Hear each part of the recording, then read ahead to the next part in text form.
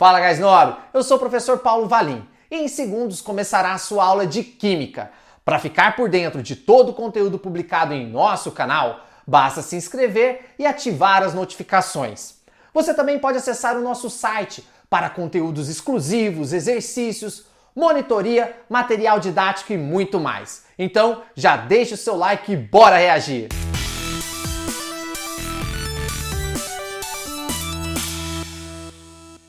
Fala galera, tudo beleza? Vamos aí para mais um vídeo aqui na plataforma e esse vídeo nós vamos trabalhar com poluição das águas, um assunto muito importante e que serve de roupagem para abordagem de diversos conteúdos da química, física e biologia. A essa altura do campeonato, você já sabe muito bem qual é a importância da água, seja por questões de saúde, meio ambiente, economia, sociedade, ou seja, diversos fatores aí envolvidos com a água. Então a questão da preocupação com a qualidade das águas é algo de extrema importância. A gente vai ver nesse vídeo um pouquinho da abordagem técnica sobre esse tema, que não é para vocês ficarem aí grilados, eu vou ter que decorar nomes muito específicos, como eu vou ter que saber o que é uma fonte pontual, uma fonte difusa. Calma, relaxa, fica de boa que eu estou trazendo essa visão para que vocês possam aproveitar os conteúdos relacionados com esse tema da melhor forma possível. Então, nós temos com relação aos tipos de fontes de poluição, 4 tipos: as atmosféricas, pontuais, difusas e mistas. Um exemplo de cada um para vocês entenderem esse tipo de classificação com relação aos tipos de fonte. As fontes atmosféricas são aquelas que vão estar relacionadas com a questão da emissão de poluentes para a atmosfera e como isso se relaciona com a questão das águas.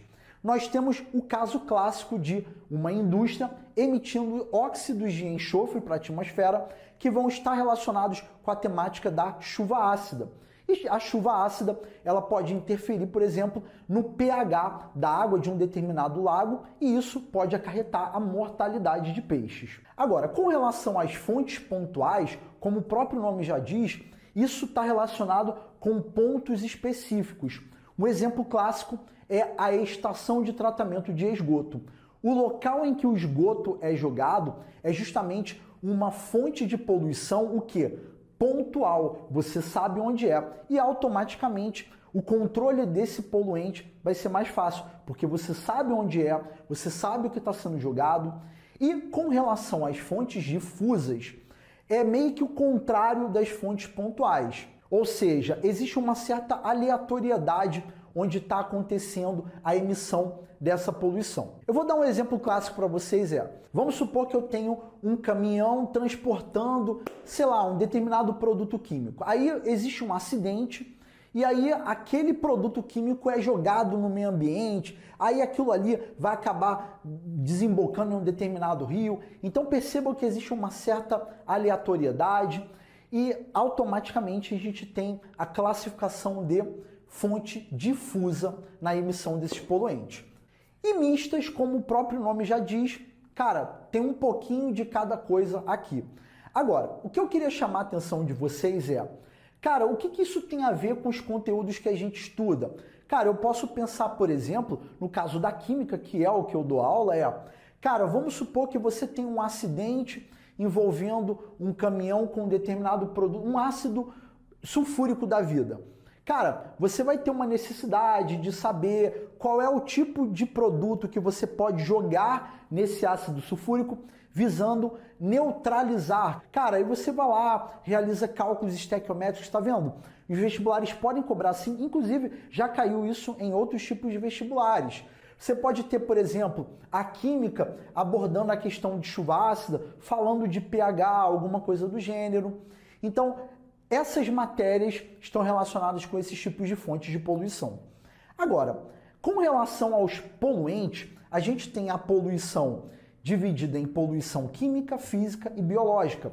facinho de entender. Cara, exemplo de poluição química, o famoso caso do DDT, o diclorodifenil tricloroetano, que era um pesticida utilizado há muito tempo atrás, que estava relacionado com a bioacumulação e tal, uma série de problemas na cadeia alimentar. Então, se por exemplo você tem um determinado agricultor que utiliza o DDT, que não pode ser utilizado, é proibido, mas o cara vai lá, utiliza, pô, você tem a poluição química dentro dessa abordagem.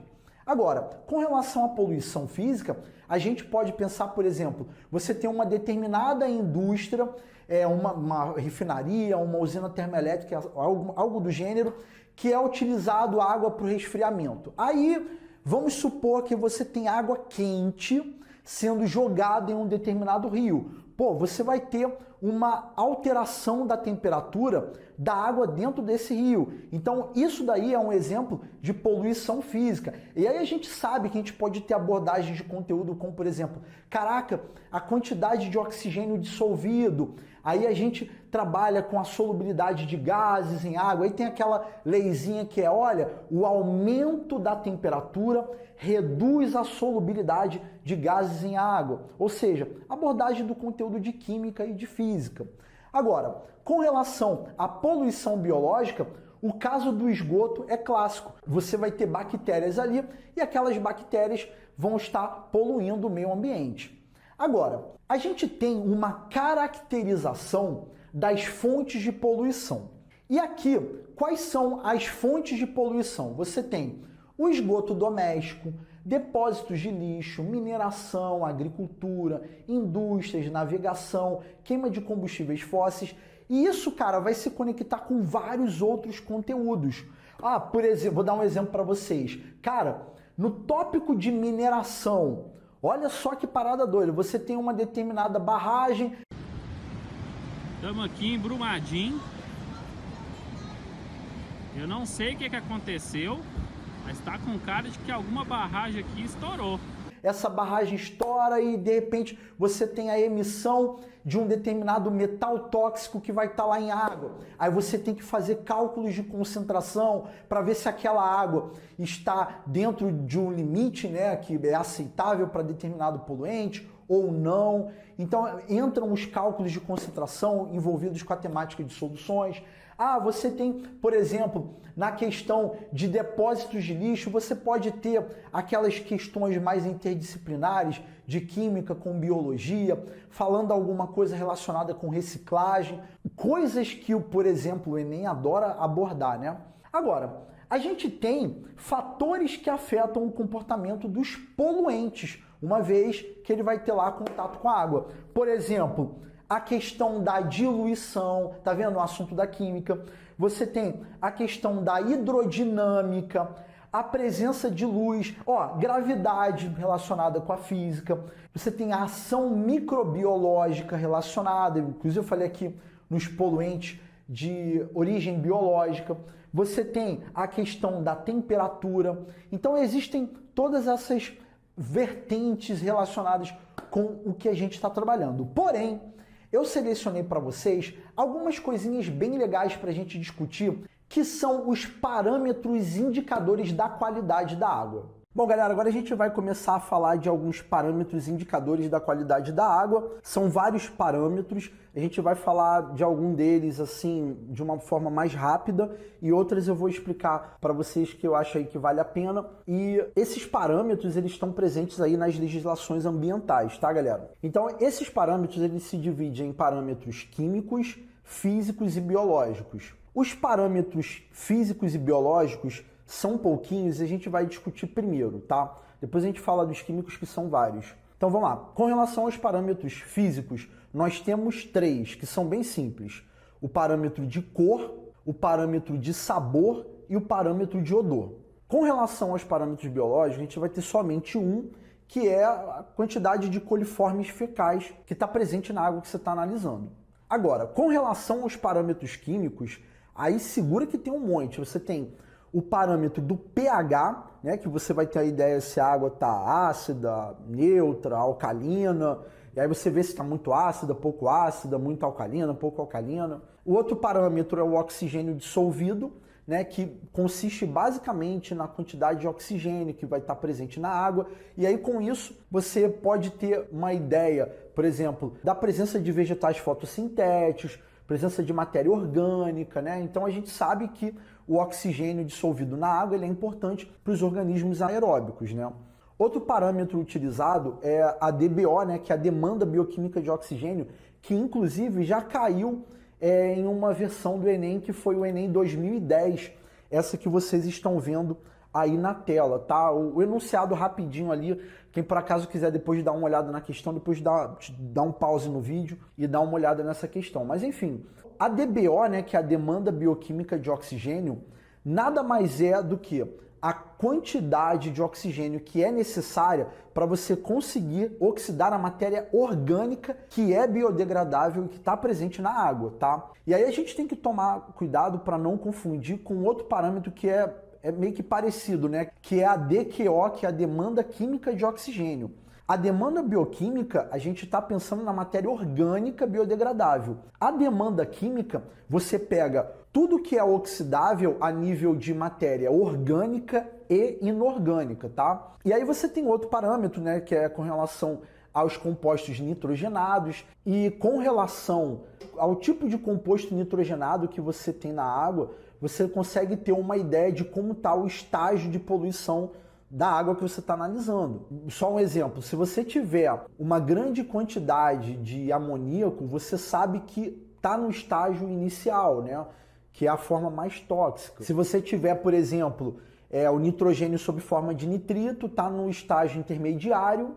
Enfim, esses são alguns exemplos aí com relação aos compostos nitrogenados. Aí outro parâmetro utilizado é o de fosfatos, e essa questão de analisar a quantidade de fosfatos está associado com um processo de eutrofização, né? Que nada mais é do que um fenômeno que vai ser causado pelo excesso de nutrientes, né? E aí você pensa em compostos químicos que são ricos em fósforo e nitrogênio, que normalmente está associado aí pela questão da descarga de efluentes agrícolas, industriais ou urbanos, e isso vai causar a proliferação excessiva de algas que entram em decomposição, aí leva ao aumento do número de micro-organismos que vão deteriorar a qualidade da água ali que está sendo analisada. E um outro parâmetro utilizado é o de óleos e graxas, né?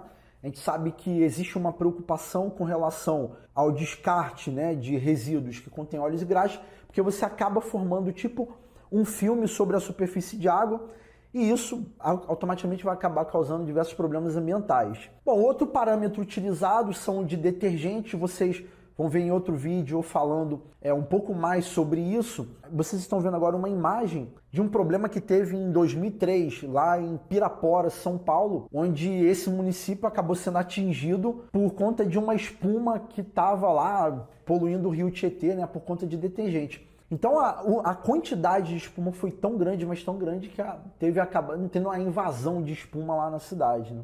Outro parâmetro é a quantidade de arsênio, né? A gente sabe que os compostos de arsênio são altamente tóxicos, né? Pessoa que está postas a doses relativamente altas acabam podendo ter a sua saúde prejudicada porque eles são venenosos e carcinogênicos. E outro parâmetro utilizado é o de compostos sulfurosos, que aí você tem a quantidade de sulfetos e sulfatos, tem também o parâmetro de fluoretos, cloretos, presença de pesticidas. Outro parâmetro é o de resíduos, que basicamente está associado aos materiais sólidos suspensos aos elementos dissolvidos na água, presença de metais pesados como o cádmio, o cromo, o mercúrio, níquel, chumbo, cobre, zinco.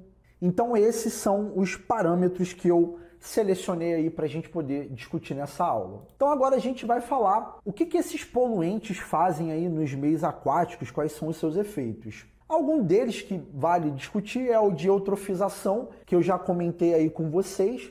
O outro é o de floração nas águas, que é uma preocupação que se você tiver um grande aumento da população de vegetais na água, você vai acabar causando a redução da passagem da luz. E aí você vai prejudicar uma série de outros organismos, né, os micro-organismos. Outro problema, que é claro, né, a questão da transmissão de doenças, aí você pega hepatite A e B, disenteria, meningite, cólera, febre tifoide. Outro problema que é a hipóxia, que vai acontecer quando você tem a quantidade de OD, né, o oxigênio dissolvido, você está baixo e com baixa concentração de oxigênio dissolvido, você vai acabar automaticamente causando danos nos organismos que estão presentes ali naquela água. Bom, então essa é a nossa discussão sobre a questão da poluição da água. Fiquem ligados aí que a sequência de aulas são de assuntos de química relacionados com tudo isso que a gente discutiu nesse vídeo. Bom, então é isso, galera. Um mega abraço e até a próxima. Fala, Gás Nobre! Essa foi mais uma aula maravilhosa aqui no Ciência em Ação. Se você gostou, deixa o seu like. Se você quer mais conteúdo gratuito, veja a descrição do nosso vídeo e se inscreva no nosso canal. Agora, se você quer uma preparação completa para o Enem e vestibulares, conheça agora a nossa plataforma cienciaação.com.br. Um grande abraço e te vejo na nossa próxima aula.